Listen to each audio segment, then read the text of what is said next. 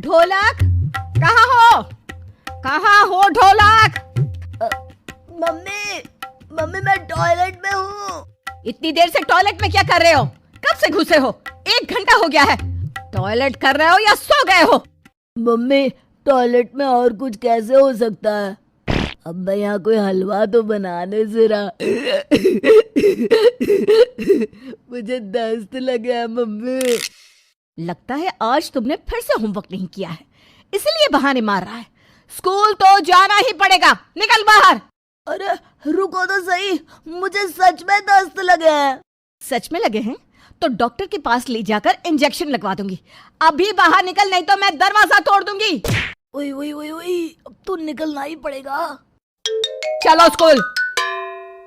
यार तबले, ये बहाना तो चला नहीं, अब कोई और बहाना बनाना पड़ेगा।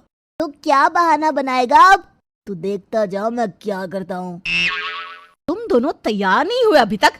चलो अपनी स्कूल ड्रेस पहनो। नहीं मम्मी, आज हमारी मैडम ने स्कूल आने से मना किया है। मना किया है? क्यों? क्या बात हुई? पता नहीं मम्मी, उनकी तबीयत खराब हो गई होगी।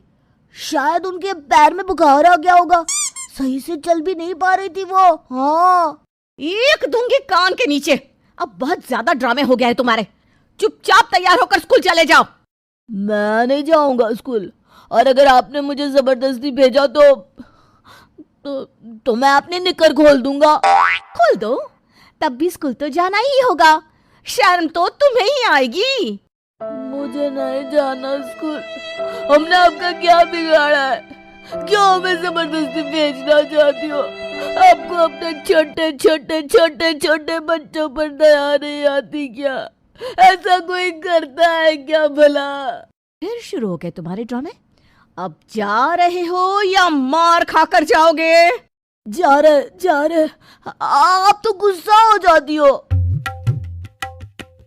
यार तबले, तुम्हें पता है हमारी मम्मी हमें स्कूल क्यों भेजती है? इसलिए कि हम पढ़ लिख कर बड़े आदमी बन सके।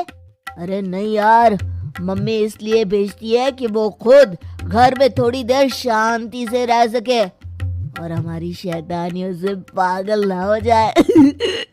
अच्छा, तो फिर स्कूल वाले हमारी संडे की छुट्टी क्यों करते हैं? ताकि हमारे स्कूल टीचर भी हमें झेलते झेलते पागल ना हो जाए।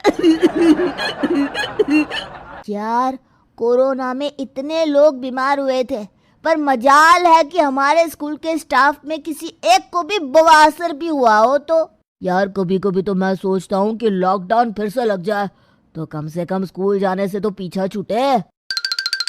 गुड मॉर्निंग मैडम जी। आज सेशन के पहले दिन भी तुम लेट आए हो। वो मैडम जी कितने दिनों बाद आए, अब धीरे धीरे ही आदत पड़ेगी ना। Shut up! तुम्हें टाइम पर आना चाहिए। इतने दिनों की छुट्टी मना कर आए हो तो चलो मुर्गा बन जाओ दोनों। भाई मैडम जी तो पहले दिन ही मुर्गा बना रही है हमें। रुक जाओ, मैं कुछ करता हूँ। अरे मैडम जी, आप ना ये साड़ी बहुत सुंदर लग रही है। कहाँ से ली? हमारी मम्मी को भी लेनी है ऐसी साड़ी। अच्छा, तुम्हें अच्छी लगी? मैंने तो ऐसे ही पहन ली। मैडम जी, आपने बाल पार्लर से सेट करवाए क्या? बहुत ही सिल्की सिल्की लग रहा है। अरे नहीं बेटा, मैं तो नॉर्मल शैम्पू ही करती हूँ। मेरे बाल तो है ही ऐसे। मैडम जी, आपने तो आज लिपस्टिक भी साड़ी से मैच करके लगाई है। बहुत ही सुंदर दिख रही हो आप। पता ही नहीं चल रहा कि आप बूढ़ी हो। नालायको, एक डंडा मारूंगी। चुपचाप अपनी बेंच पर जाकर बैठ जाओ। बच्चों चलो, अब हॉलीडे होमवर्क बताओ। मैडम जी, हॉलीडे हो तो फिर हॉलीडे मस्ती होनी चाहिए ना। होमवर्क देना तो चाइल्ड राइट्स का उल्लंघन है। हाँ मैम, वैसे हम एक दिन जब कुछ बन जाएंगे ना तो हॉलीडे होमवर्क बंद ही कर देंगे देश दुनिया में। इसीलिए उस क्रांति की शुरुआत आज से ही कर देते हैं। वैसे सुना है आप बहुत दयालु हैं, अच्छी हैं, नेक है, बच्चों से बहुत प्यार करती है। तो हम नाजुक बच्चों पर दया दिखाइए ना मैडम जी।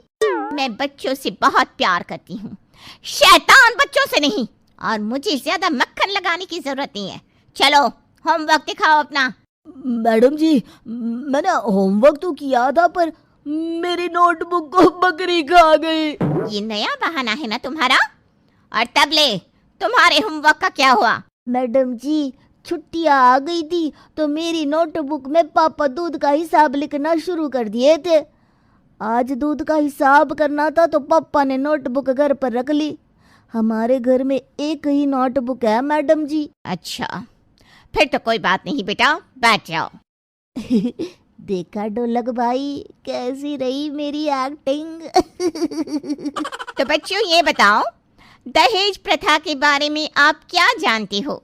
मैडम जी, दहेज प्रथा एक बहुत ही अच्छी प्रथा है, जिसमें हमारी शादी में हमें बहुत ही सुंदर बहू मिलेगी और साथ ही साथ fridge, LCD, cooler, washing machine, अलमारी, स्प्लेंडर और भी बहुत सारा सामान मिल जाएगा। नहीं बेटा, दहेज प्रथा एक बहुत ही बुरी प्रथा है। इसमें दुल्हन का पिता कर्ज में डूब जाता है, इसलिए हमें दहेज नहीं लेना चाहिए। तुम्हारी भी बहन की शादी हुई है ना, अपने पापा से पूछना कितना खर्चा आया था। हाँ मैडम जी, हम बहुत कर्जे में डूब गए थे, इसीलिए तो स्कूल की फीस नहीं दे पा रहे। इसीलिए हमने तय कर लिया है कि हमने अपनी दीदी की शादी में जितना दहेज लिया था उससे दुगना लेकर हमारा खर्चा पूरा करेंगे। और मैडम जी, क्या पता दहेज में स्प्लेंडर की जगह कार आ जाए। कार में तो हम घूम भी सकते हैं ना, दुल्हन से हमें क्या मतलब। तुम दोनों से तो बात करना ही बेकार है। चिंटू, तुम बताओ, तुमने होमवर्क कर लिया क्या? मैडम जी, आपने होमवर्क दिया था क्या? मुझे तो याद ही नहीं आ रहा है। तो क्लास में यूं ही पत्थर बने बैठे रहते हो क्या?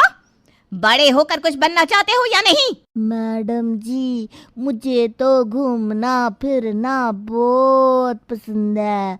मैं बड़ा होकर कोई घूमने वाला काम करूंगा। तो तुम रेलगाड़ी में मूंगफली बेचना शुरू कर देना, घूमना फिरना भी हो जाएगा और 2 पैसे भी बन जाएंगे। सारे के सारे नालायक मेरी ही क्लास में भरे पड़े हैं। मैडम जी, आप भी बचपन में ऐसे ही होमवर्क के लिए जी चुराती थी क्या? नहीं, मैं अच्छी बच्ची थी। तो हम कौन से बुरे बच्चे हैं? हाँ, वैसे भी जब हम भी आपके जितने बड़े होकर टीचर बन जाएंगे तो हम भी तो यही कहा करेंगे कि हम तो हमारा होमवर्क पूरा करते थे और हम अच्छे बच्चे थे।